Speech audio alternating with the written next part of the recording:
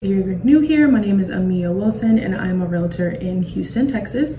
Today I'm going to be going over some of the expenses that buyers, first-time home buyers, may not be aware of when they're going to buy a home, because most of the ones that are talked about is closing costs and down payment assistance. So let's go ahead and get into this video. So yes, you do have to pay your closing costs unless you get the sellers to pay for them, which is not something that's very common in this market. Some first-time home buyers are not aware of, especially in Texas, is your earnest money. When you get your offer accepted, you will be expected to pay 1% of whatever the offer price is. So if you make an offer price for $150,000, you will have to pay $1,500 in earnest money, which is like good faith money, like I am going to buy this house, so I'm giving you this money so that you can trust me that I'm going to buy this house, is basically what it is.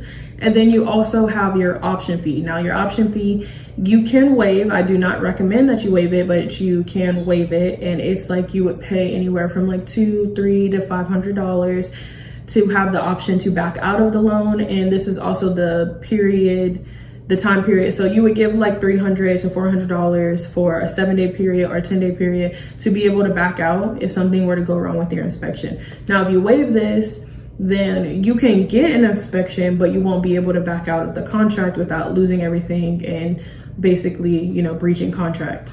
But you pay for that, so if something were to go wrong, you can back out and you get your money back. Another thing that people may not be aware of is the home. If the home does not have a survey, and the sellers are not willing to buy a survey, you will have to pay for that. Sometimes it can be pricey, anywhere from $500 to $800. I've seen some more go up in price, but that's basically another thing that you have to pay for. And this is why, even with using down payment assistance, you should still have reserves, because these are still things that will have to come out of pocket. Inspections can be $500, like depending on how many inspections you get. Option fee $300 to $500, and your earnest money being, you know, what 1% of whatever the loan is. And if you wanted to make your loan more desirable, adding more to that.